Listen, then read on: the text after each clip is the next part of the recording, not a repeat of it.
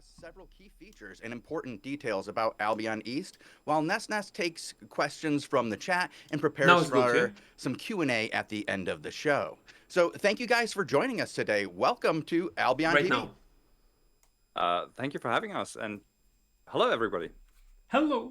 Hello to you. Nest, are you there? Yes, I'm here as well. Thank you for having us. It's great to have you guys on the show, and I'm really looking forward to this. But before we get started too much, Peter, Robin, do you welcome. want to tell the audience who you are and That what was you good do sound. for Albion Online? Yes? The Hitman. Yeah, sure. You're the active Yeah, one. I'm Robin. I'm the game director for Albion Online. I have been the game director for many years now, and my main job is to coordinate the production of the game. So Okay, I decreased it a bit. planning roadmaps, allocating that. resources. Now it should be ideal. Basically, if you don't like what we're doing, I'm to blame. If you like what Yes. you're doing, then We're gonna the blame team's you. doing a great job, and I'm helping them. Yes. Of Good course. way to put it. I like that. That's a nice way to handle that. So We always need someone to blame.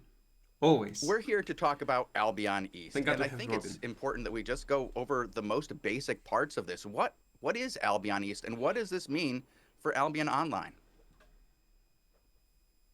The Albion East is a new server for Albion Online, and that might sound counterintuitive in a game that is currently has a single server and a single world. But Albion East is our solution to a request that honestly dominated a large part of our East Asian community, and I think there's a lot of concern going around where this is leading Albion.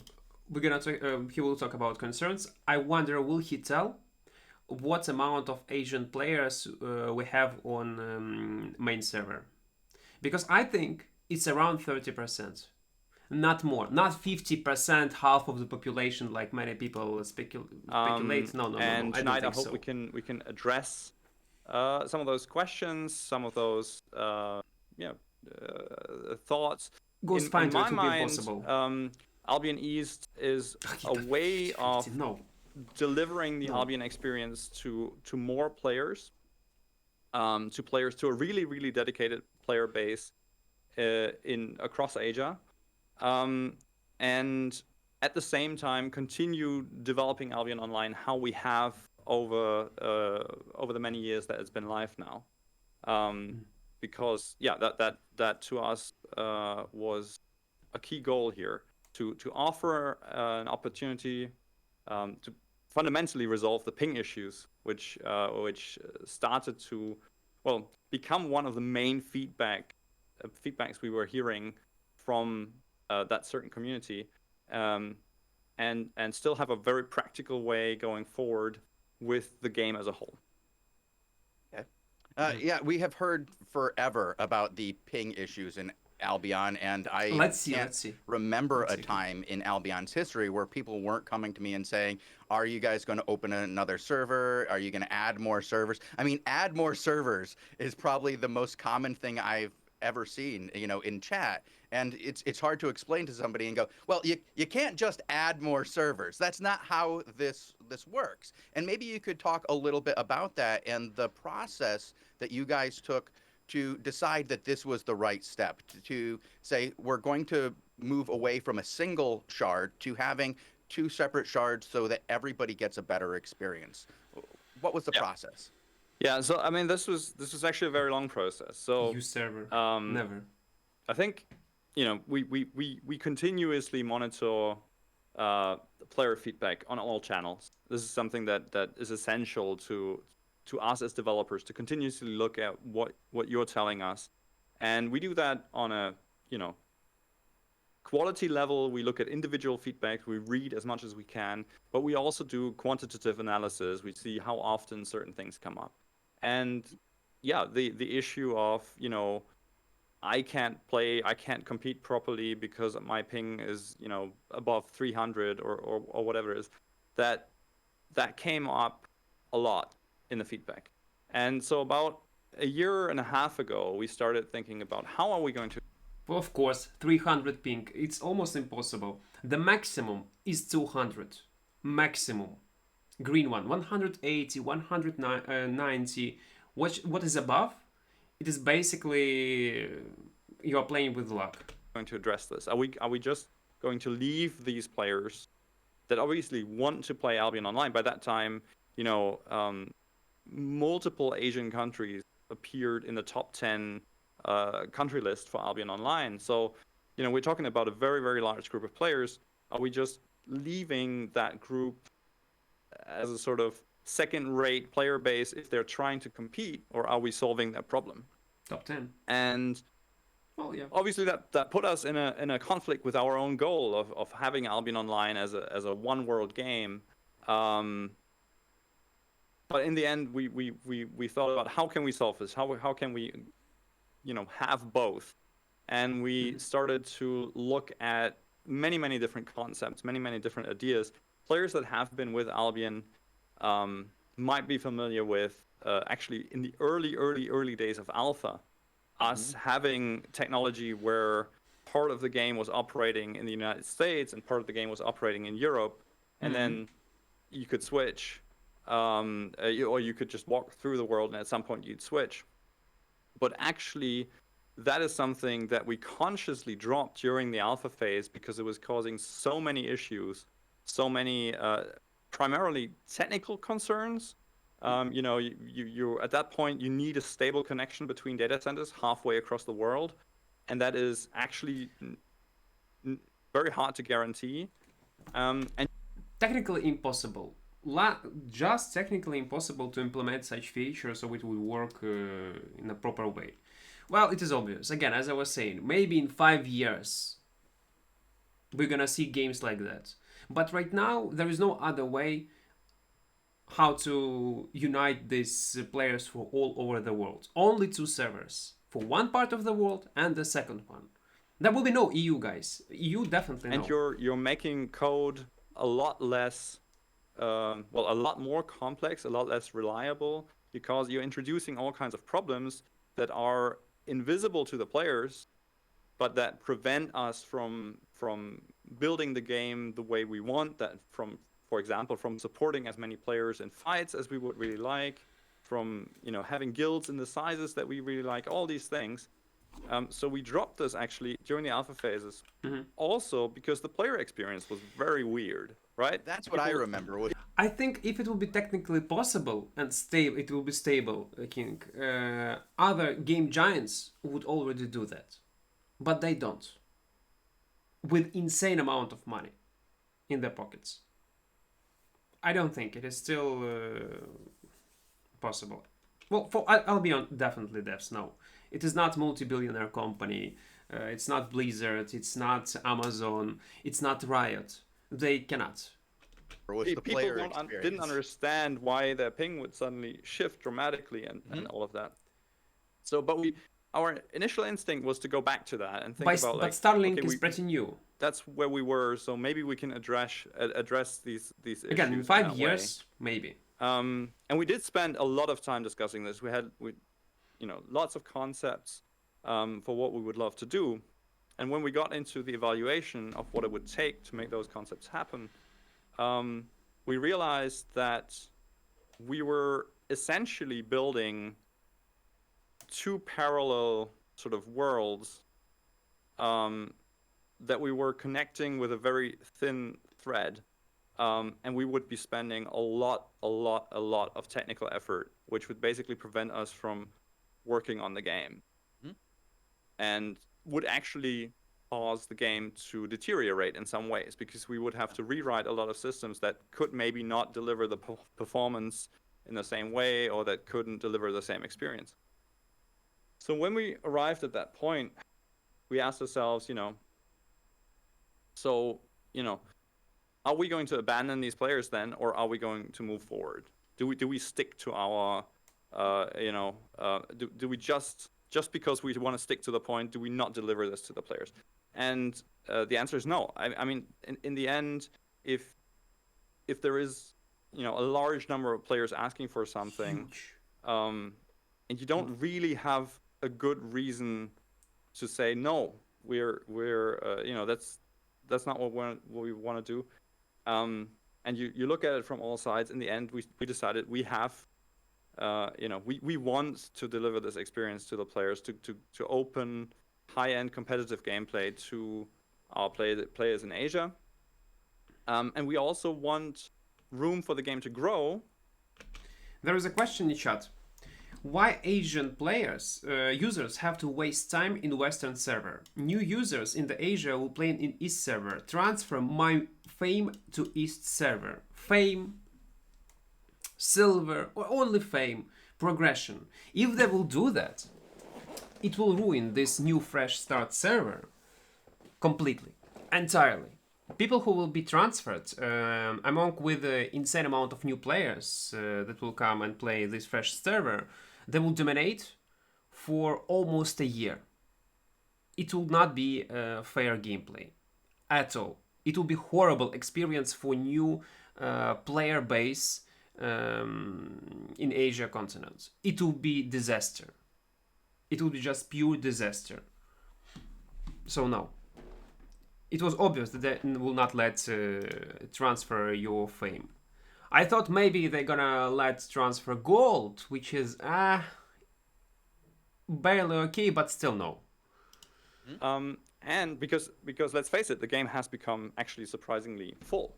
I mean, the game's been growing for years and years and years, and space to establish yourself in the game isn't exactly easy to come by. So this is also a huge opportunity for the game to grow. And very importantly to us, the effort involved and the changes involved in the game would allow us to focus on the game itself while still addressing the fundamental issue of, giving a lot of players a good connection to the game. You're saying something there that I think is really important too. You said that like trying to establish a way to make that they can have a quality experience playing Albion online, and the people who are still playing can have a quality and experience, but adding that other experience doesn't degrade the experience of the people who are already playing, where a lot of the solutions that you guys were talking about doing would lead to situations where the gameplay experience for players that are going to be on the West server would have degraded. People who had a good ping now would go into environments where it wasn't as good, and it would really change the consistency of the quality of the game experience for a lot of people. For some people now, like they have that, 150 ping, they could see wide swings to lower ping to higher ping if this was implemented. And sometimes having a consistent experience is better than having sometimes a great experience and then not having that experience later. Then you really notice your ping difference. That's part of it, but it's also like what features would we have had to degrade in what they do to operate reliably across this distance, right? And maybe I should, for maybe some people in the audience aren't familiar with the networking concept and the issues associated with it. So some people might ask, why didn't you just fix the ping in Southeast Asia? Just fix the Asian ping. Just fix it. Yeah, and that's an obvious question, but unfortunately there's no obvious answer to this question because we're gonna see, Fighter. Modern networking technology simply kind of limits us what we can do here. So, if you're looking at simply the distance that a signal has to travel between a location in Southeast Asia and the United States, where our servers are based, even if you're going at light speed, which the signal for a lot of the chunks this message already is. Look, I've been playing Albion for 2 years. I don't have the confidence to raise my kill fame to 600 million again. Who cares about your kill fame? Who cares about why people are so selfish? Why they are so selfish? If I would live in Asia continent and I would suffer and would play, I would be so glad that they are adding an Asian server. I would start from scratches with normal playable ping. I would know that population of this server will be huge. There will be lots of fun. The reason why we play the game, because of emotions and in-game experience we're gonna get? Who cares about your kill? If you type at least PvE fame or crafting or but PvP fame, who cares about it? Oh my god. You have the pings that are like physically limited, even if you're going in a perfectly straight line. I think a minimum ping is around 80. But obviously we're not going through a straight line, and we're going through routers and all kinds of things that are slowing down the signal. So we are operating basically at the technical limit. There is no way to do this any faster, and you can look that up. So directly attacking that problem doesn't work. So we have to find other solutions. And as we were looking at our options, we started to actually really like the idea of solving this problem with a separate server. Now nobody has the plan to turn Albion into a shard game, and that's not what we're looking or how we're thinking about this. My closest analogy would be that we're basically operating two games at that. Yes, that's a main problem, because people think, oh, there is one server, second server, third server, fourth server. No, people need to understand it's not like a shards like in any other mmorpgs, not several servers that you can choose. That's we're forced to create two different worlds, like probably he will say further, to maintain the game and provide this game to the whole world. Unfortunately, technically it is impossible. That's why we would have, as I said before, one game for one part of the world, second game for the second part of the world, and they will exist in the same time. At that point, right? Like you said, we're not taking anything away from anybody. Albion West will remain exactly as it is. It might get improved in some aspects. We might get to that later. But interesting. Well, nothing too super exciting, but we'll talk about it later a little bit. There's some opportunities, and then Albion East starts as a new, fresh game, and there's absolutely nothing forcing you to abandon the game that you're playing if that's the game that you. Market gonna be broken. You mean on a main server, yeah? As I understood. If you mean the main server, the market will get some lots of changes, but it will stabilize in few months because of the way how this game works. But it will not be broken, so it will not be fixable. No, it will cure itself by itself. You love to play in short period of time. But if a poor connection has been an issue for you, then Albion East is an opportunity. If you were turned off in the past of playing Albion Online by that, and now you have a not only a good opportunity to play with a better connection, but you also have a way to establish yourself in a new world. We saw that the server not only addresses the issue of ping, but it also gives a trajectory for Albion to grow in that particular market. Now where we get to the advantages, it also allows us to really focus on the time zones that the communities are active.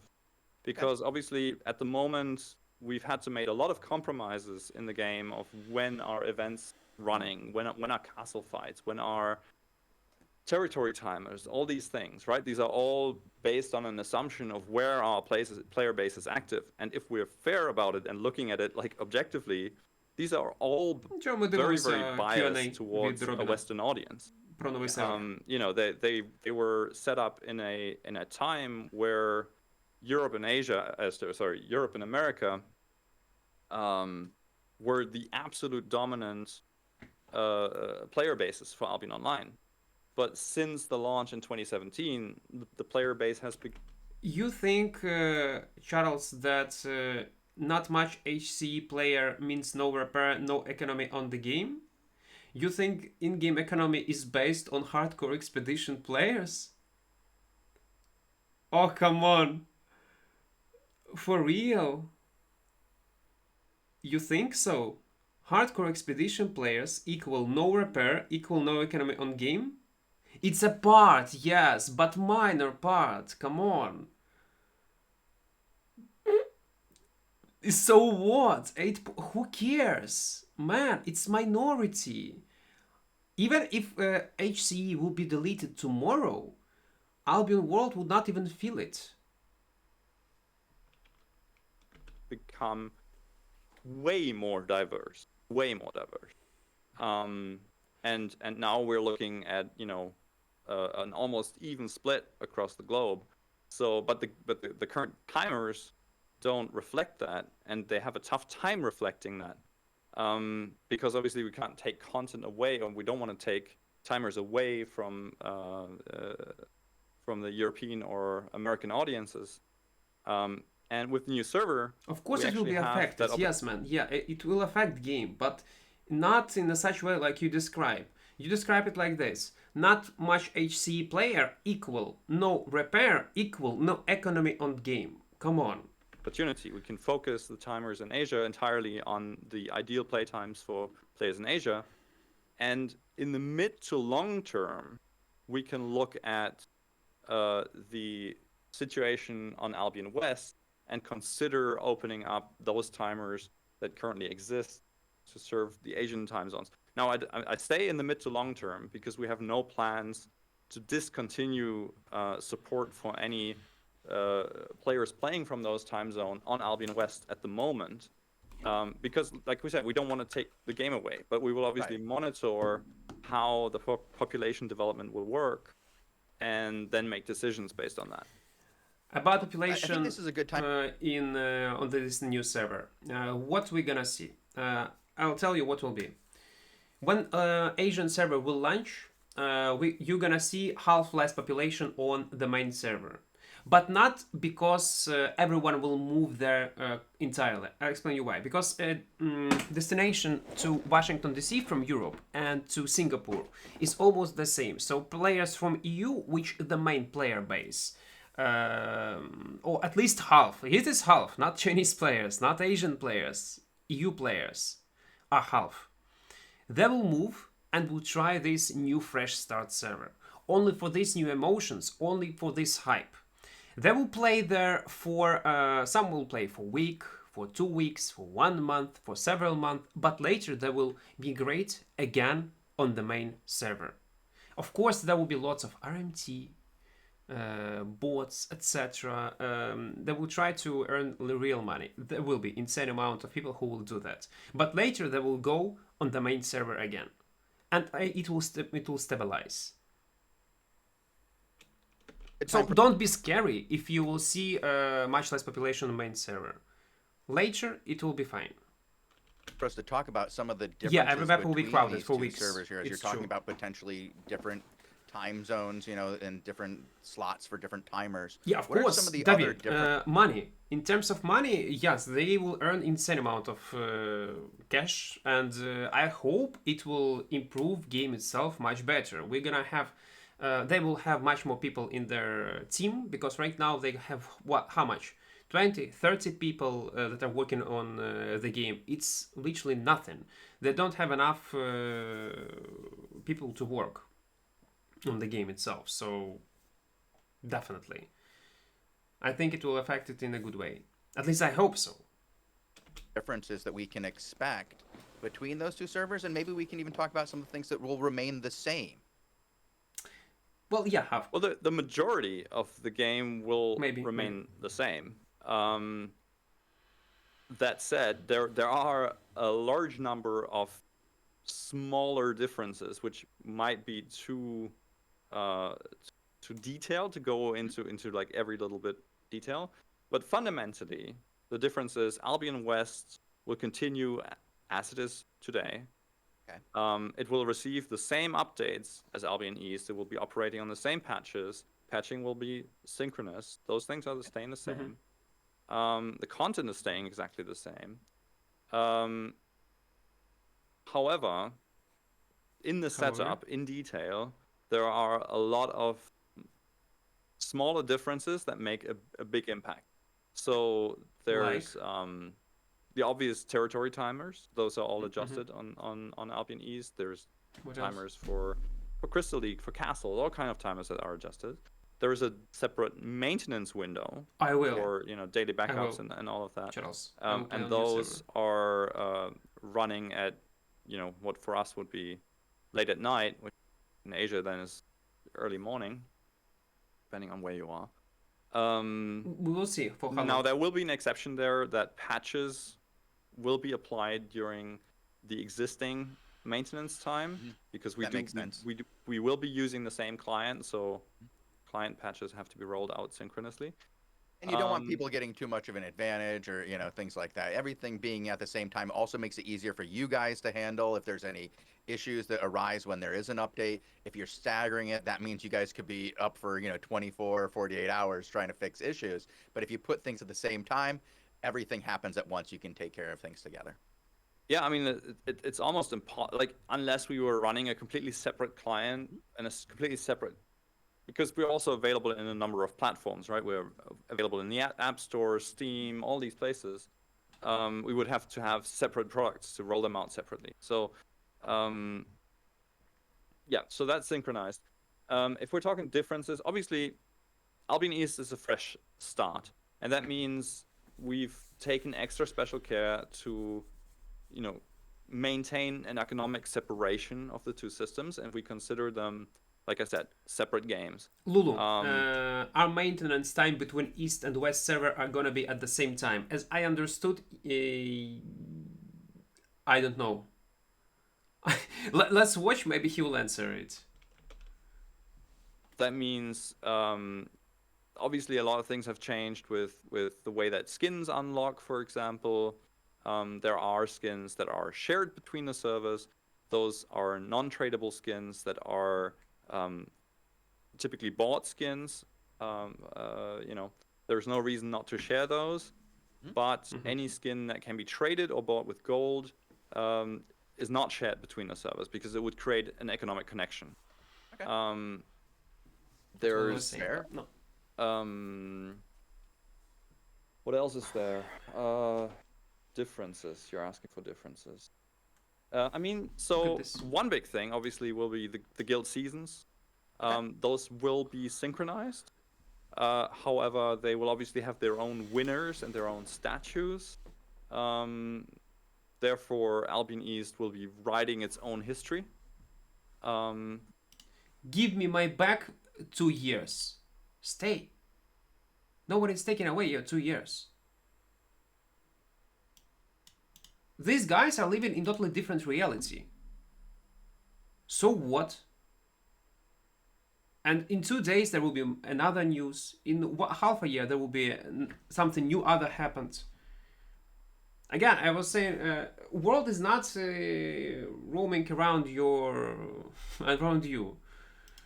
And adapt. We're in the process, obviously, still about thinking about how to make sure that Albion East receives the exact same level of attention and support, of course, as Albion West, where we have a lot of established structures for West, of course, at the moment that we're converting.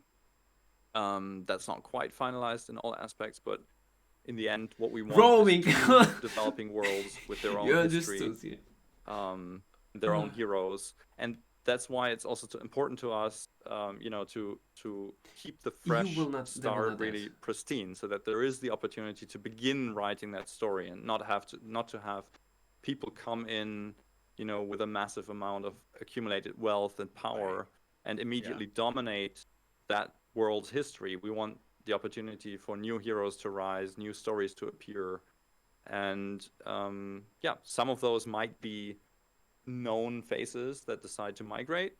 Some of those might not be.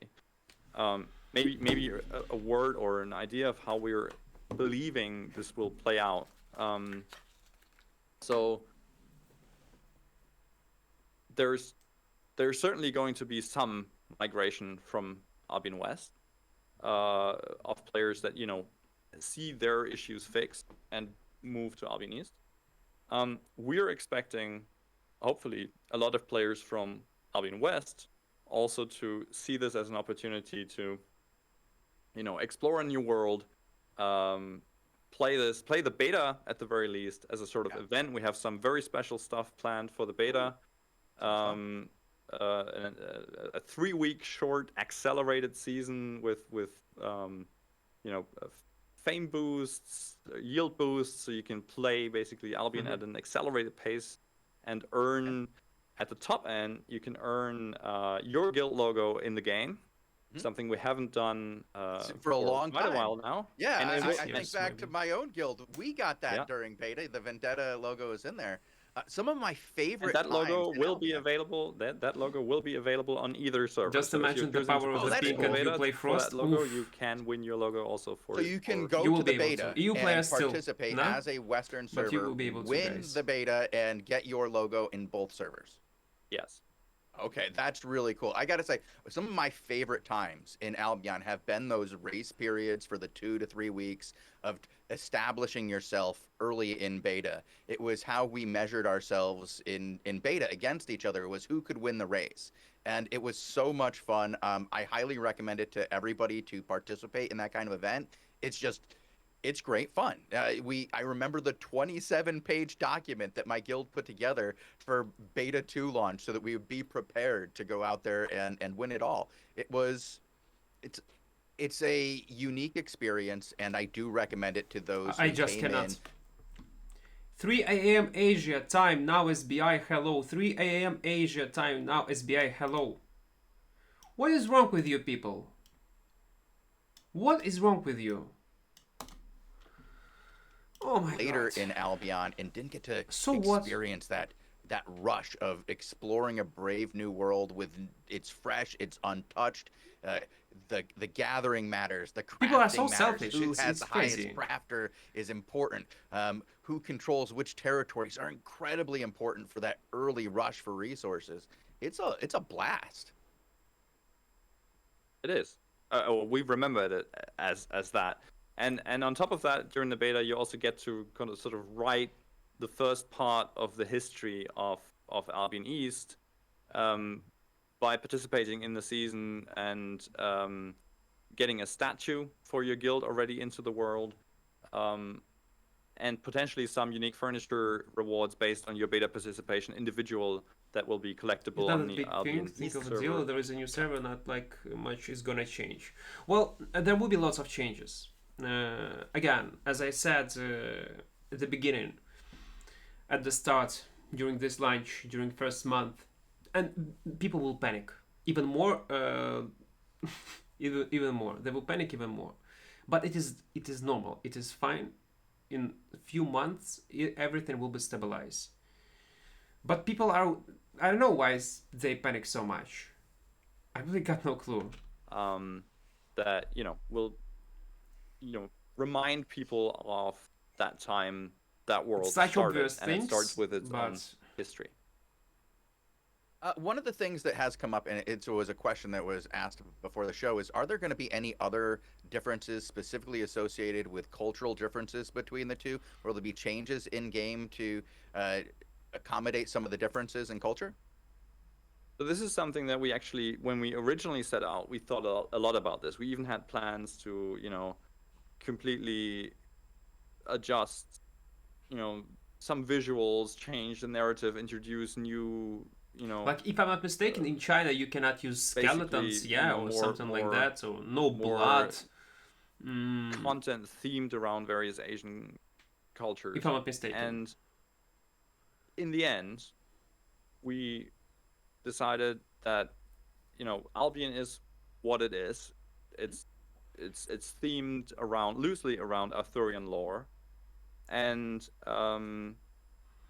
by focusing so much on introducing content that would basically just be there to establish the Albion East server, we would be doing a disservice to the community at large, because that wouldn't really be content that players on Albion West could necessarily benefit from. So we decided to actually not do any significant adaptations of that world, because in the end we want the idea here is to move forward with two separate worlds, but benefit from the same energy of development from the development team, and have all content that we generate benefit the entire player base, and not just do something that or is interesting to part of the player base. So trying to keep everything that you guys are doing as far as development in line with both servers so everybody benefits. And this sounds like it was one of the reasons for on the start, of course, but it's not like the game is gonna die. It's just then you will need to adapt. Yes, and everything will be okay later. I'll play on East for Link, and I'll play West for the advanced content. It's gonna be a lot bigger Asian server migrating and stuff, but they just first 1-2 months. Yes, of course.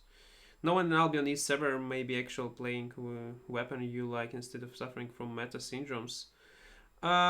You mean meta? I don't think that meta will drastically change on new Asian server. Because meta is based on combat balance changes. There might be some differences, but globally, effective weapons anyway will be in meta.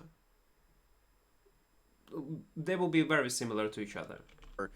Choosing this path to begin with was because you wanted to make sure that development time was still spent on the primary, well, I don't want to say primary, but like the old server, the Albion West, like that still benefited from this while Albion East was getting that improved ping and improved gaming experience. You didn't want to take too much away from what the existing gamers expect. And so I think that's really important to understand that the Albion West isn't gonna suffer in any way. More viewers. It could eventually be a huge positive for Albion in general.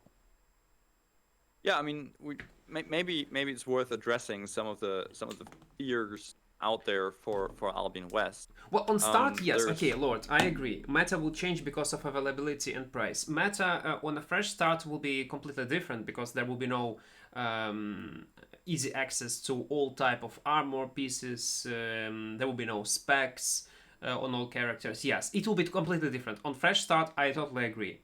But since progression in Albion, especially right now, is pretty low, pretty achievable to be on equals with others, even on the main server, it will last maximum for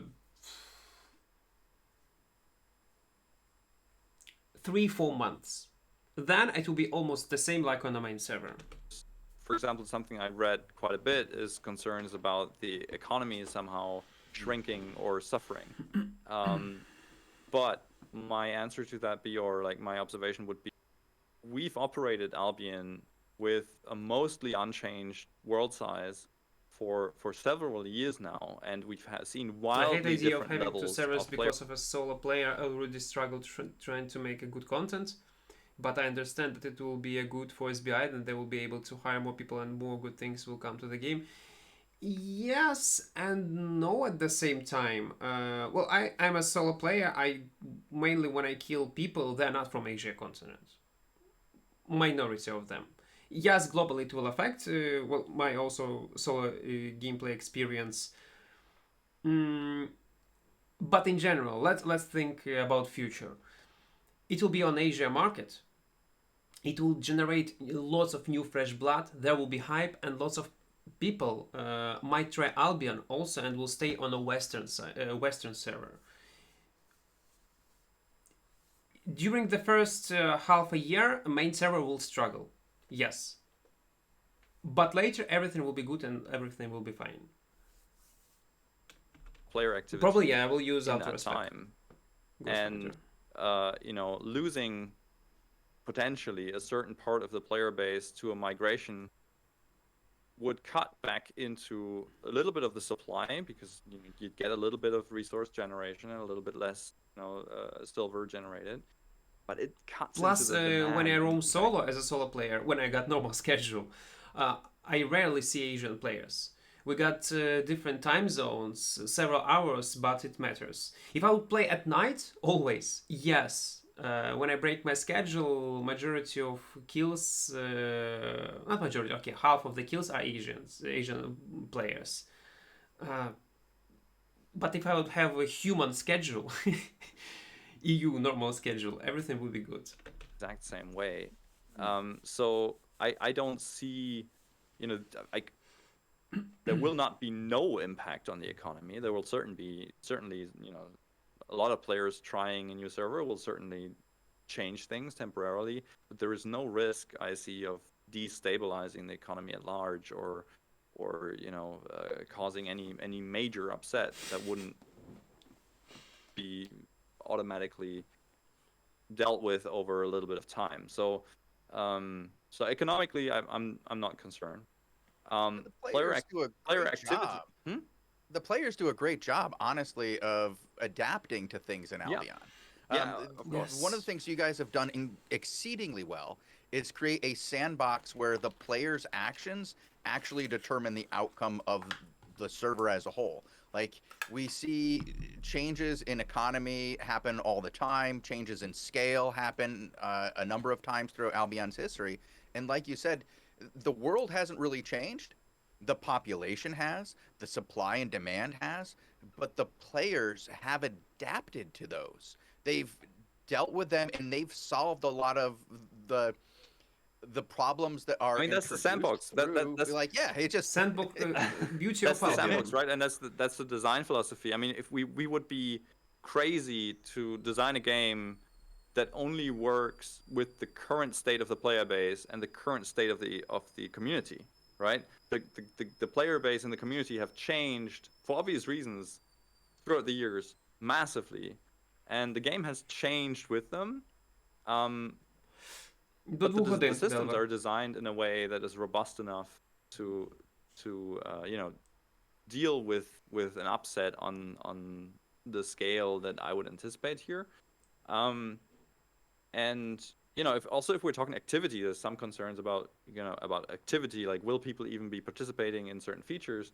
Well, the answer is most likely at the times when Western players are active, the reduction in player activity from Eastern players will barely be noticeable, because we see that these player groups are active in quite different time zones, and that is also part of the decision here, is to say, yes, there's interaction between these groups, but really there's a pretty big barrier in terms of the time separation already. So there's a lot of advantages that we can offer, primarily a very, very improved play experience in competitive play. Don't you think that they should reduce the Black Zone, the Valonian Roads maps, at least for the next 6 months until the population normalize? Well, technically it will be impossible. They need to rework the whole game, and it might take half a year to just implement these changes that you suggested. It's the first problem. A second, population of the game is overcrowded. Right now, Albion Online is super overcrowded game. Insanely overcrowded. Yeah, there are some parts of the game like Avalonian Roads from time to time. It depends when you play. They might feel empty, but only part of it. But overall, no, I don't think so. In my opinion, game is super highly overpopulated. So no. That we can offer at not a lot of not a big change for the Western servers as we would anticipate. And since people will go and try a new server, there will be place for new fresh blood. They should be identical. We can talk, is it a good thing, is it a bad thing? It doesn't matter, because technically it will be impossible to implement it. Obviously, during the launch phase, depending on how many people choose to participate in the beta, how many people decide to join into the fun of a new server, which I would encourage a lot of people to try, because it's a rush that it's fun. That you don't get very often.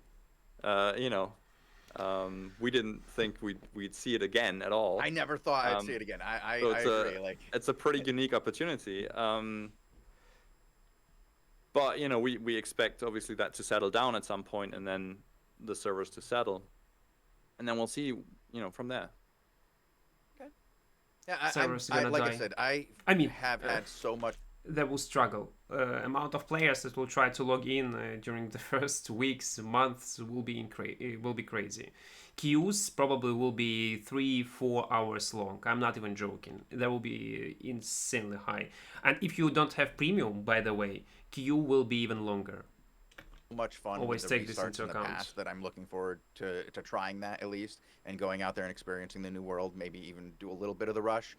I know we have members of our stream team that are really looking forward to that. Are members of the staff at Sandbox going to be participating in this rush? Are you guys looking forward to this from a player perspective? Yeah, I mean, we have, I don't know if you're familiar, but we have obviously all kinds of policies around players or developers playing. None of us are allowed to participate in any server changing activities because obviously we have a lot of information that I hope you did not snipe me. In ways to give us an advantage. That's why none of our employees are actually allowed to compete in Albion Online. So that takes a little bit of the rush away, of course. But yeah, sure, there's a lot of excitement about, like, I will be surprised if they will have time to play the game by themselves during this launch. And they will be super busy. Of that as well. I mean, we don't actually get, we actually have to work on the game every day, so our playtime is limited by that. But yeah, sure. I'm just saying it would be amazing if one of those logos that entered into the public domain was the Sandbox Interactive logo because you guys won the server war. I'm just saying that would be a moment to be remembered. People would enjoy competing against that guild for sure. So let's get to some of this fresh start stuff that we've been touching on this and going over what this means. What are some of the things that are really separated and what can be carried over? You said that you're going to be allowing your account to remain between the two. How does that work? What does that mean? Well, fundamentally that means you can log in. Well, like I said, it's going to be the same client. It's going to be the same login information that you're using right now. And then there is a server recommendation for you in the login process. That basically recommends the best server to you. You can override this. You can choose whatever server you want to, but obviously we're helping players by telling them this is probably the one that's better suited for you if you're a new player. Right. Yeah, don't want people, trying to figure that out themselves, being like, wait, where am I? Which one is best for me? If it says right off the bat, this one has an improved ping for you, it'll lead people to moving to the correct servers. Yeah. And for veteran players, we actually do make that recommendation as well, but we also remind them that their characters are all available on Albion West, so they can switch back to Albion West and just continue to play with their characters as usual. There's no region blocking or anything like that. So yeah, the account is the same. What is not the same is obviously the characters and everything that they have. What is not the same is the gold wallets. These are actually separated. Silver wallets obviously also separated with the characters. As I said about the unlocks, these depend on what type of unlock they are. But really, the effort has been to make sure that the fresh start is actually as fresh and uninfluenced from the existing world as we can make it, so that it is truly that experience.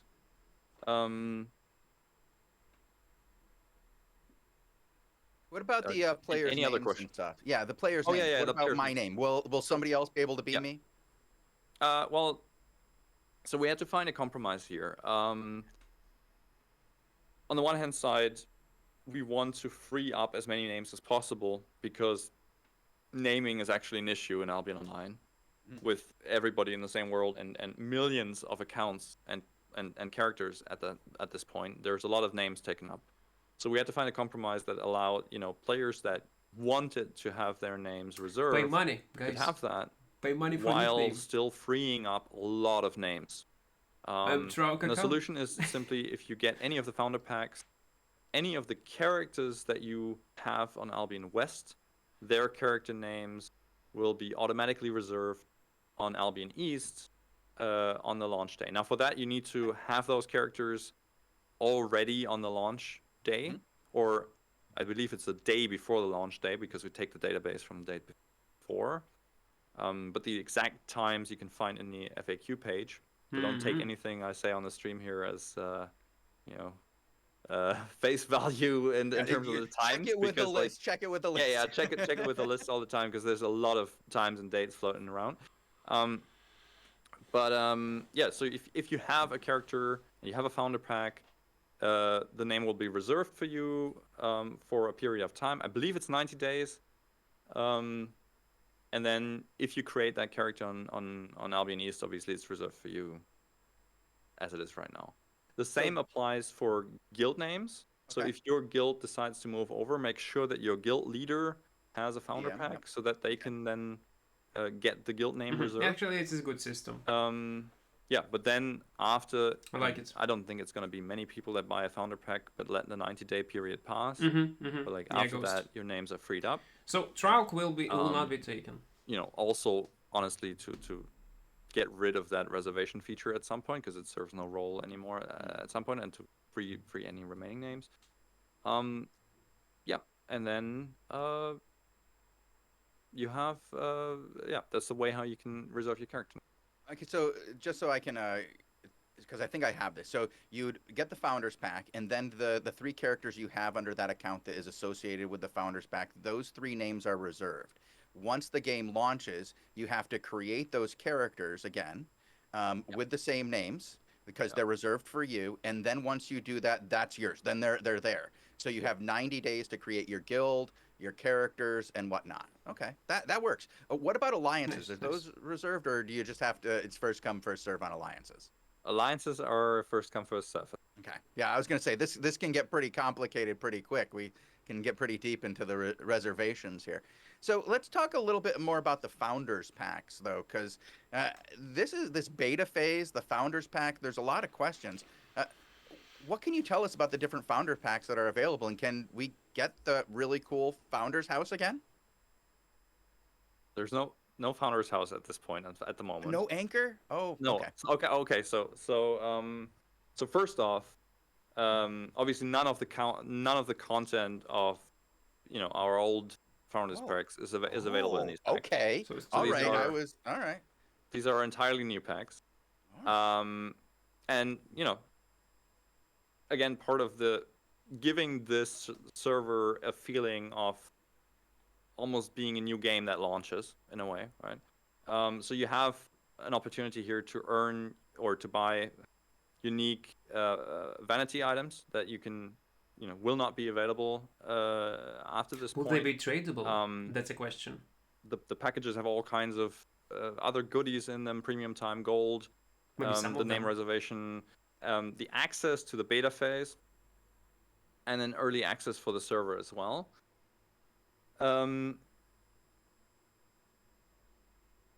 What else is there to say about the Founder Pack? Now they can be claimed on either server. Oh yes, so you can get This is an important that's an important point to mention. Mm-hmm. So you can buy the Founder Pack, and for example participate in the beta for the fun of the beta season, but then decide to claim the Founder Pack on Albion West, which would give you the vanity, which will give you the premium time, the gold on Albion West. So if you're like, what am I getting out of this Founder Pack as a player who intends to stay on Albion West, you can see it as you get unique vanity, you get gold, you get premium, and you get the opportunity for a fun beta event to participate in that, but still have everything on West. Or, of course, you can claim it on East and then use that as your start into the world.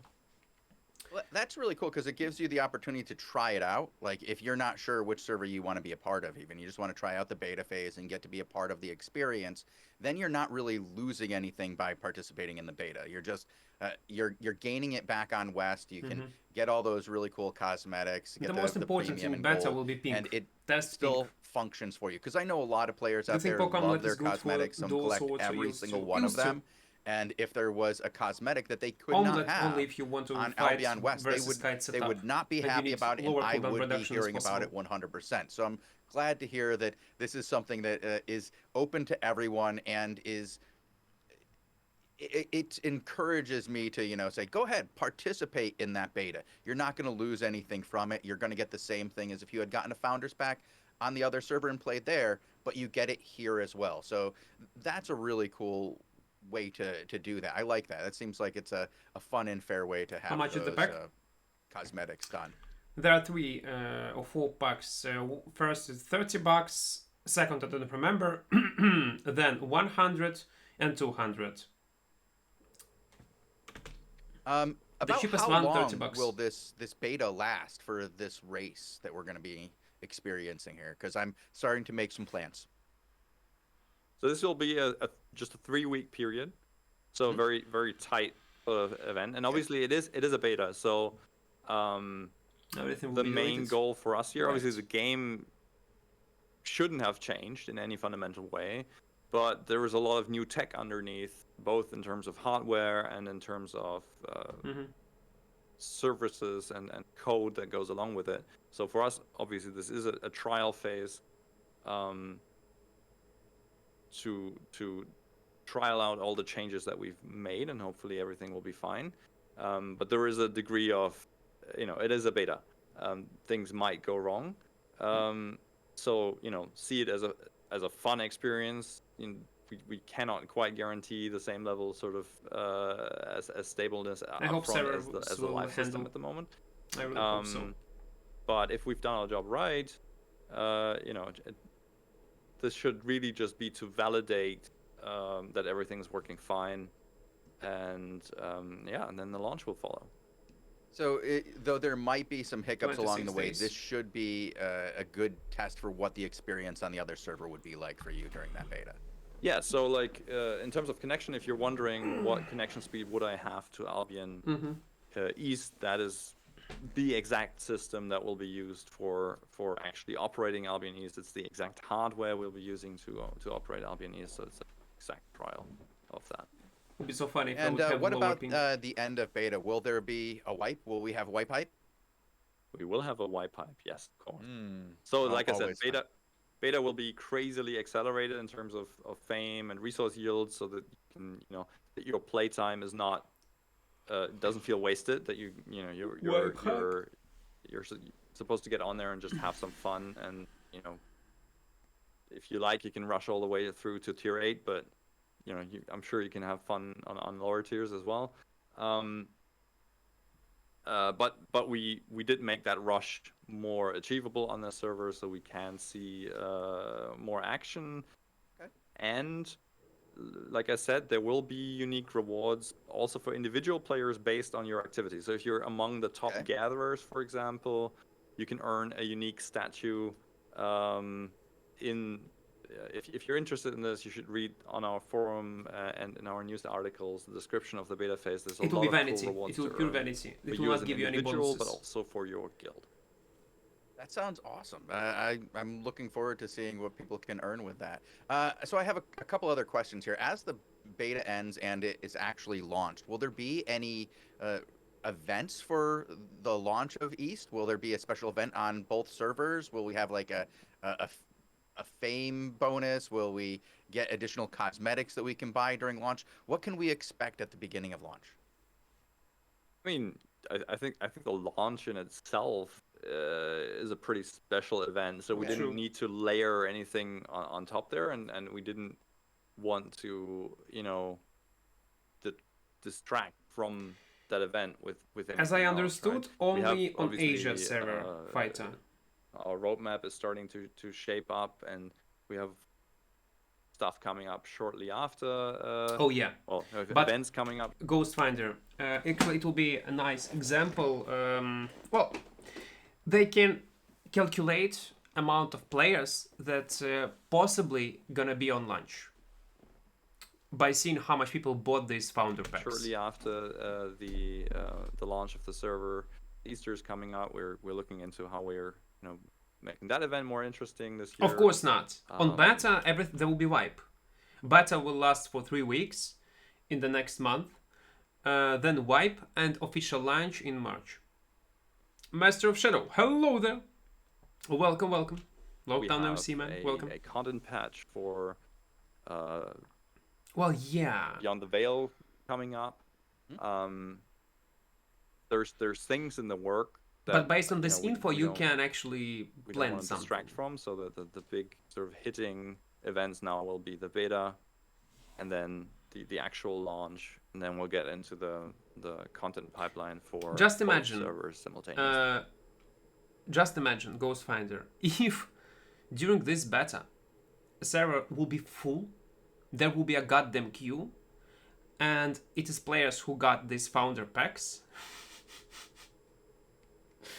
You can imagine possible population of Albion online on this free-to-play launch. It will be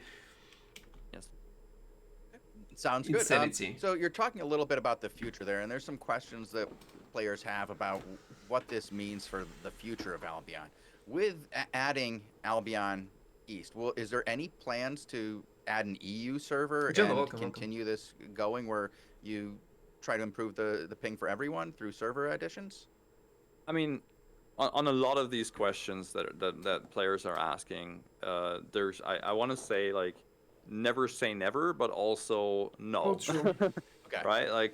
Like nobody has any plans for an EU server at the moment. The primary reason would be that we feel that the EU and America's, integration of the community is a very, very tight one. Mm-hmm. There's also a lot more overlap in the time zones, and let's be honest. Although there is a difference in... I have 40 ping on West, and I'm playing the beta and the first few weeks just to get the feeling of a fresh server, yeah. I wonder what kind of ping you will have. Probably around 250. But for these emotions, it is worth it. Even if I would have 250 ping, I would try fresh start anyway. Only to relieve this moment. It would be huge. And ping, it is far less pronounced than what we're seeing between America and the far East Asia. So no, there's no plans for an EU server at the moment. But there's silver in nobody's server. talking about doing it in the future. Nice. I've learned in Albion, by the way, you will get banned for this. to avoid committing 100% to absolutely no, because this is a project that will run for many, many, many, many years, mm-hmm. and perspectives change. True. Situations change. Let's say Albion grows like crazy, factor of 5. Crazy. I want to add it. Oh, Robin, you have made a mistake. You will be my sound effect. This will be my sound effect. This is a project that will run for many, many, many, many years, mm-hmm. and perspectives change, situations change. Let's say Albion grows like crazy. This will be a sound effect, 5, Robin. I'm sorry. We would have to deal with that, and our obvious answer would be we're scaling the world, right? So first you'd rather grow Albion's continent than add new servers. Okay. Of course, that's always going to be our first response. I play with 300 ping and they got over 100 million stuff in the West. Eventually, I have to move slowly to progression to make everything on east side. We don't think that the need for that outweighs. It will be fun. The benefit, yeah. There's so many benefits to having, that you can use on a new server. North America and Europe playing together, and we, like you said, it doesn't impact Europe as much because we've seen so many. Like, if you look at the Crystal League Championships, by the way, like you see that Europe can compete with NA, and that the ping is not making it so that they're fighting at a huge disadvantage. One other question before we move on to some questions from chat was. Do you think that in the future there would ever be the ability to transfer characters from one server to another, or is this just a complete split? So that's another one of those where I would say, no at the moment. We don't know what tomorrow will bring necessarily. I would be lying if I said we hadn't discussed the possibility of eventually allowing character transfers at some point, maybe. But what I can say about it at the moment is not anytime soon.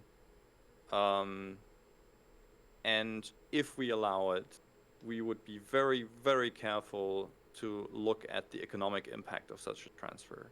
So, transferring with your assets entirely, very unlikely to ever happen, depending on how robust each economy develops. Obviously, if you allow a transfer with assets, you're allowing a player that has had years and years and years and years of opportunity to gather wealth to transfer into an economy that just doesn't have that scale. And like, do you want to take away that experience from a player that just used the fresh start to build up their new empire, and they're now there is an no important player in this new world with this new story? It would be horrible idea. You allow somebody to just come in and take that away from him, right, for free, right? No, yeah, that. So like you got those guys doing their 27-page documents, figuring out how to take their plots in Carlian, and then somebody comes along with 5 times the wealth and just says, "I'm buying up this city. Thank you for buying." 5? 500 or 5 million. True. There's some very wealthy players in Albion after going on 6 years here. It's been a wild ride. Now, I know Ness has a lot of questions from the audience. Ness, would you like to bring some of them up so that we can discuss those before we maybe move on to hopefully a tease on the roadmap? Yes, for sure. Ooh, roadmap. Nice. Luckily, we have already answered a lot of the questions that I've seen in chat that I have also collected, but I can definitely ask a couple more. I'll just start with Mr. Coffee Bun, who asked, can I play on mobile from the start of the server? So I guess he's also asking about the beta season? Yeah, it's a good question. So what will actually happen is we will have a patch rolled out in February, which updates all the clients to the state of being able to play in this multi-server environment. You might see that pop up in the test staging environment already in the next couple of days. And then as soon as that client is public, you would theoretically be able to connect already. We then have a delay until the beta starts for us to sort out final technical questions, and then the beta starts and you can immediately play with your mobile device and any other way of playing Albion. Cool, thank you. Then another question from Uncanny Book. What will premium and gold prices are going to be like? Will the 2 servers be linked in that regard? No, they won't. No. They, obviously the cash prices for premium and gold will be the same, using the same shop. But the price of gold itself in silver? The in-game value of premium will be determined entirely by the player market for gold. It'll be cheap, and therefore buy gold. Might develop. Invest into stone. Stone will be valuable. There will be resource. The most valuable resource on stars. Synchronization.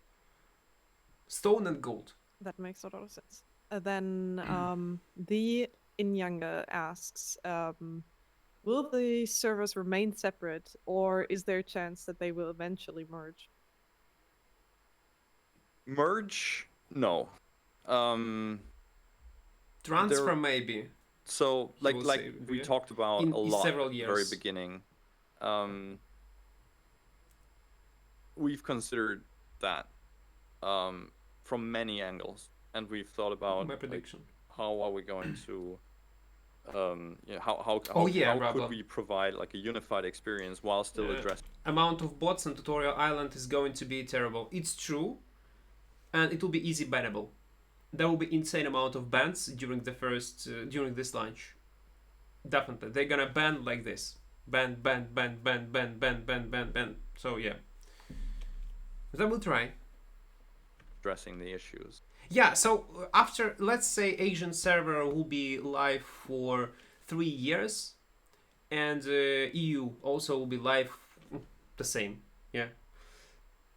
Later, they might, as again, my just guess, they might let players to transfer their characters, since it will not affect in-game economy in any way.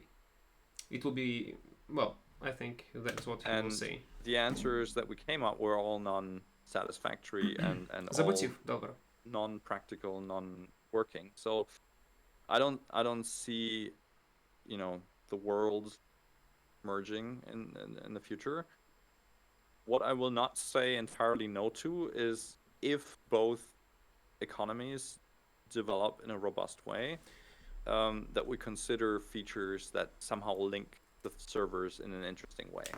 That is something that I would love to do. It's something that we have as part of our concept. There's a lot of potentially cool ideas about that. But it really depends on how each of these worlds develop. Well, yeah. And also depends, obviously, on the player base that we can entertain with that, right? Unban account, please. There's some ideas that sound very, very, very exciting. But then when you look at how many people actually end up being interested in that particular feature, it's a very small sort of... maybe several words, idea, but you're not entertaining a large number of players, and obviously we have to maybe connected markets see or something like that. Using our resources might be to strike a compromise between doing the stuff that we love and that is out there, and delivering the stuff that the large chunk of the player base want.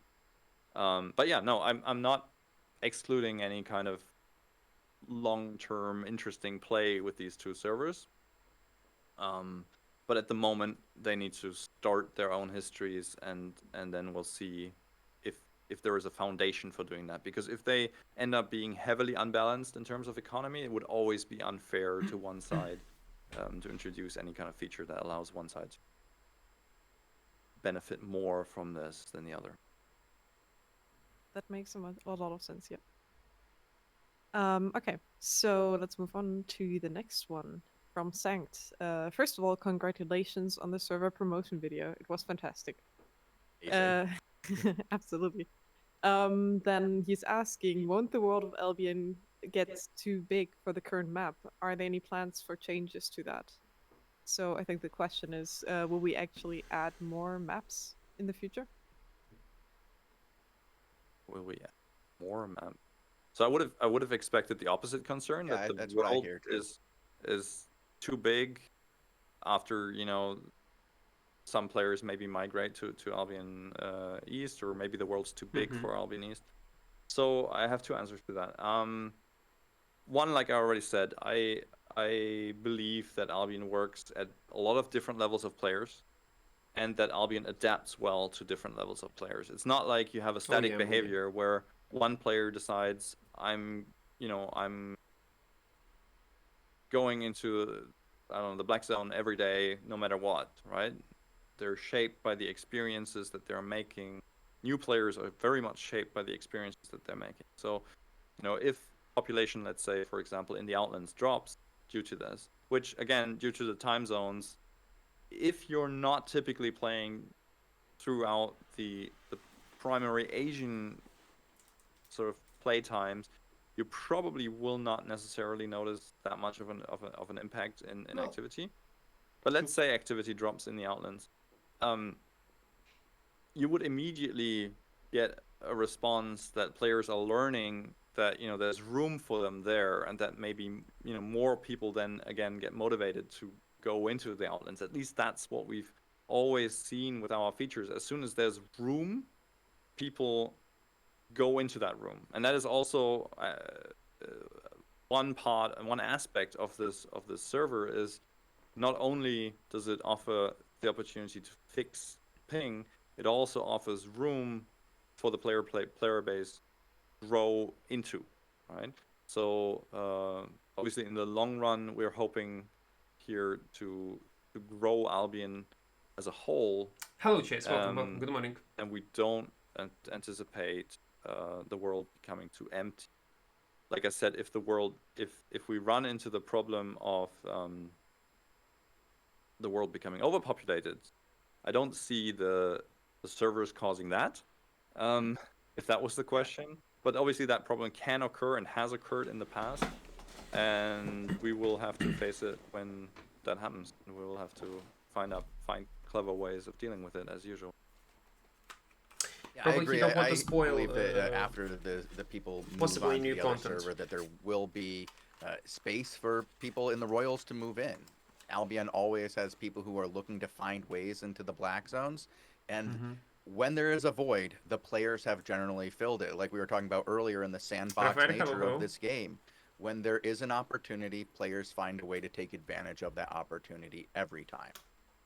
And that is like what Albion is about, right? It's I mean, if you're looking at the core story, is you're arriving in a new world looking for opportunity, and finding a way to leave your mark right in this world. And Henkys interview, guys. If you see welcome players or like some players migrating, look for the opportunities that opens up, right?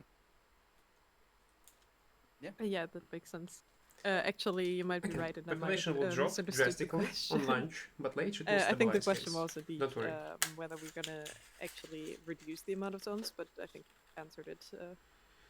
So there is one comment to be made, sorry, that I didn't get to with this question is, during the beta, we will most likely be restricting the world size, because this is not primarily a test of, the game world, but primarily a test of the systems. So they want to, to make this actually a dense and tight experience, we will most likely be restricting the world size.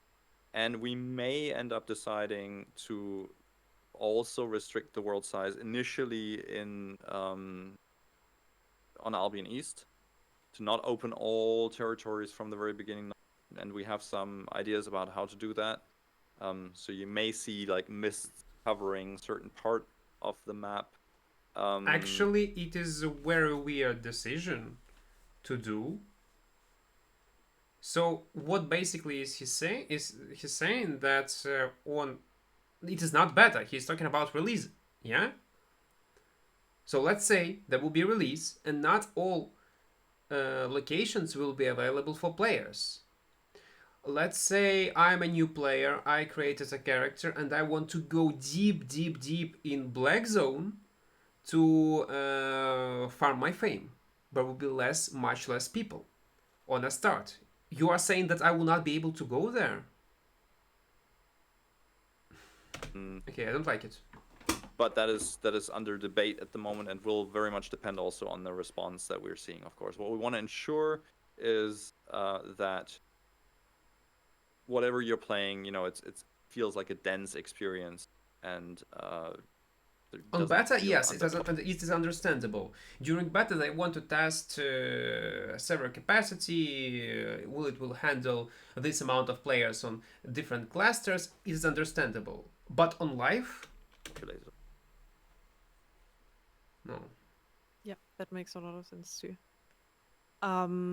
Since we're already talking about the Outlands, there is another question from Arcontis Sos. I think that's how you pronounce the name. I would like to know if the maps will have their prime time changed on the global server, and I assume he means the Western server with that. So, like I said earlier, not initially. This is not meant to push any players away. How do I claim chest or reward? You mean drops? Exclamation drops. Exclamation mark drops in chat, and you will see the link. There is all description. Right, like established guilds that are playing from these time zones should not feel like we're pushing them out of this game. We do anticipate a shift in the daily activity curve, which, with the growing activity in Asia has actually changed its shape quite a bit. So we anticipate a certain degree of change in that, but we will be monitoring. Oh, okay. They only gonna restrict it on the beta. Okay. Maybe I misunderstood. If it is only beta, it's fine. Let it be. Change and then make a decision about how to proceed with changing this. We will not, like, day one say, Quag, welcome. Can't play here anymore. That would be. Oh, it looks good. Fair to all players that have invested, into this experience on the Western server. Thank you. And I actually only have one question left that you haven't answered yet, and that is from Boros of Albion.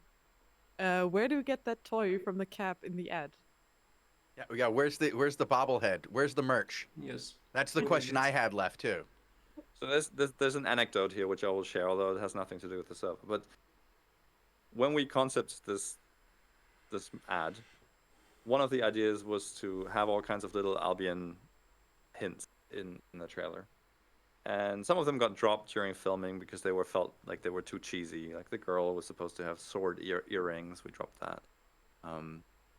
But one of the ideas was the bobblehead. Well, actually, initially it was supposed to be an air freshener in the car, and then we were like, well, what shape would be the air freshener? Like, would it be a sword or whatever? But we already have so many short swords, so what do we do? And then at some point, it was like, well, we need to make a decision. Let's just get like Google like cheap bobbleheads that you can get made for like I don't know, $50, right? And I was like, let's just get one of those. And then the production team that we've been working with for all of our trailers, we really enjoy cooperating with. And also work with us on the mobile launch trailer, which I still very much enjoy. Later. Yes, I will. The art team that they, had, they actually took a photo of me and then modeled that bobblehead. And then because it's film, you have 2 copies of it because in case one breaks, you have to have another. And you have to have another. So there's now 2 bobbleheads of myself, which is very awkward. That's awesome. I mean, you've made it, Robin, when they start making bobbleheads of you, and the audience wants them. When do we make those public? I mean, I can't tell you how many times a week I get questions about when are we going to have Albion online merch. I get questions about my hoodie all the time, my shirts. I recently got socks. I mean, there's some. As I understood, they will talk about roadmap a bit later. They will. Really cool Albion stuff out there. Robin Hooders keeps asking for an Earth Mother body pillow. If we could do that, Yeah, I mean, the team wants that as well, but I keep telling them we have to focus on the game and can't get distracted by like working out how to do merch. So yeah, we'll have that conversation again internally. Thank you very much. Well, I guess now that we've gone through all the questions, we can get to something I've been looking forward to, and I know a lot of people in the audience are looking forward to it too. Is there any way you could maybe tell us a little bit about the 2023 roadmap? What can we expect going forward with Albion Online here on the Western server, and eventually, of course, on the Eastern server as well? But what can we expect going forward with Albion? Synchronously, hopefully. Yeah, right? I mean, they'll be at the same time. But yeah. Sorry. Yeah, so the roadmap for 2023 at the moment is heavily under discussion. So like anything I share right now, would be very subject to change. Okay. What? We're getting close to kind of nailing a lot of things down, and some stuff's already under production. So like what I already mentioned, we will be seeing a content patch for Beyond the Veil, which will focus on additional improvements to the mists and to the roads to kind of like actually complete our work on those features and deliver some of the things that players left or felt were left uncompleted in the last update. And also to complete the hopefully big improvements, at least we're seeing in a number of big improvements of the roads and players in the roads. We want to finish polishing off the rework of the roads so we can like move on from that topic to new grounds. And now obviously the interesting question is, what is the new ground? So yeah, I don't know how much I should be spoiling at this point, but there's some pretty major stuff under discussion and actually starting to take shape. So right now, like we have one of the most comprehensive economic reworks in debate that would like offer. Are we talking about trade contracts here? No, we're not talking about trade contracts. Okay. Sorry, Bogle, I had to ask. Bogle's here, and he's muted right now, and I had to ask. No, but we're talking about pretty interesting changes to open the game on the economic side to a lot of players. Don't want to go too much into details. Player islands are a topic we're debating. How is that moving forward? So you might see some, interesting changes and stuff about player islands and their role in the economy. Could we get cosmetics for player islands? That is not what I'm talking about, but I'm always I have happy to ask. Miss Sheeran is in chat, I'm sure, and she's going to want to know. So I have to ask these important questions. Our art team loves you for that question and would love to provide a bunch of different entities, but at the moment we're talking primarily about gameplay systems and expanding on gameplay systems. I wonder what. But if it's player islands, it touches on farming potentially, so possibly extensions to that.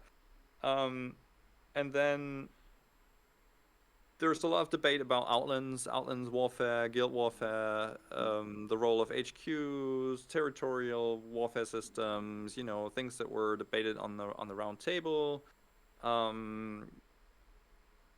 Obviously, we considered it one of our key tasks to make sure that Outlands gameplay remains healthy and interesting. So that is definitely high on the list of. Right now, I got feeling that Royal Zones gameplay is much more interesting than Outlands. For majority of players, I'm not talking about ZVZs, but even ZVZs are pretty boring. Royal Continent can provide you with much. You might slow. you might slowly invalida. I hope I pronounced your name correctly. I hope I did. Thank you for your sub tier 1. It contains much more fun on Royals than on Black Zones. Things getting to you and also being worked out right now, what the next steps are. There's actually pretty exciting feature for that we've always felt. King Gary, welcome. Should be in Albion eventually. That has to do with throwing things at other things using devices. Wait, what he said? Be actually pretty exciting feature for that we've always felt. Should be in Albion eventually. That has to do with throwing things at other things using devices. Interesting. That we felt always belongs into sort of medieval fantasy game. That we're currently like the way we want to approach that is take our time to work out exactly how it would work in the long run in Albion. One thing we learned from the Mists is that introducing a new PvP feature maybe based on some assumptions, engineering tree is maybe never a good idea. So if we or the plan that we're currently working up is to find enough time to trial I don't want to spoil too much, but like the building up and the tearing down of things in some way before we actually push that out on live in one big go. So that's a bit of a longer term thing, but we want to get started now. It's interesting. And there's some pretty cool stuff about equipment. New equipment. It's been a while since we've seen a new weapon line, and most people are aware that there's still 2 gaps to be filled from the introduction of Wargloves. So we may see a major weapon line somewhere on the horizon. Well, there's a lot of interesting things shaping up right now, and as we're in the process of rolling out the server, we will also be discussing what else is coming, because that's not, we're very aware that for our players on the Western server, there's the expectation that the development of the game continues in full force, and it is. So yeah, I'm very much looking forward to sharing more details, but right now I don't really think it would be wise to go too much into detail when stuff's still shaping up, right? But like, it's not too far from us sharing proper detail. I have to hit you with one more. I know you feel a little under siege with all of these questions that you really can't answer. But I got one more. It's more of a statement question. Dragons? From good old Robin Hooders. He asks it every time. And I know. So yeah, I'm excited to share that we're edging closer to dragons. I don't think they're quite in the process of landing anywhere yet, but we're okay. Dragons will be in 5 years. They've been spotted in design conversation. They're starting to dig them up, again, maybe unveil them a little bit. Okay, I see. You got to get into that part of it. It takes time.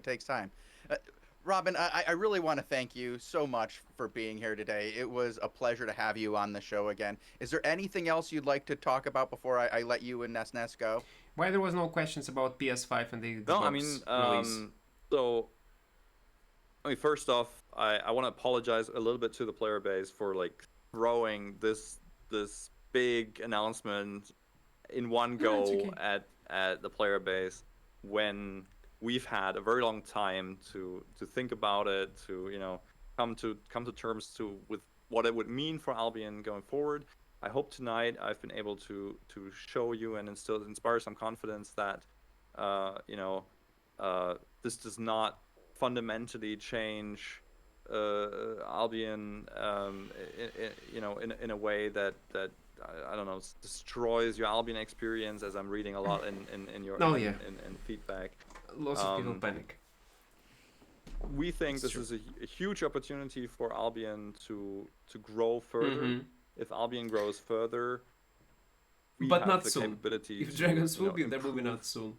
The game as such. 3 years, 4 years, 5 years. So yeah, we are very, very excited about this next step in Albion's history. We invite you all to try out playing on Albion East. We invite you all to try out playing the beta. And yeah, we're also very much looking forward to sharing our plans for features in roadmap talk coming up, hopefully very soon. Excellent. I am looking for that. And before we do go, do you want to remind everybody what the date is for the beta so that we can get everybody on the same page before we head out? Or can we not do that? You can hit me with those date questions. I've got so many dates about internal lock dates, and so I believe it's 27 days from now, which you will help me with what that date is. It's the 20th of February is when the beta starts, and if you get your founder pack until now or anytime during the beta, you can join in the beta. Yeah, and then later on in March, get into Albion. Probably in Albion Online too. Yeah. The 15th of March should be the start of early access. And if you do not have a founder pack... Actually, so yeah, with Golden and Crystal Pack, you'll be able to log in Albion on a fresh start on 15th of March, not on 20. On 20 it will be a global release or free to play. So if you have Golden or Crystal Pack on 15th. It's the 20th. We're gonna play on the fresh start. It'll be fun. Well, thank you, Nes. Thank you, Robin. I really appreciate having you guys on the show today, and I look forward to having you back on again. Maybe we can get you back on again after the roadmap announcement, and we can talk in depth about some of these other things. I always have fun talking about the possibilities of Albion's future. Absolutely. Would love to be back. Thank you, everyone. Thank you, everyone, and look forward to seeing you again real soon. Goodbye. Bye-bye. Bye-bye. Thank you for this interview. Thank you. It was actually nice. I hope, guys, you enjoyed. Don't forget to press like button and type any comments in comment section below and share your thoughts. What do you think about this Q&A?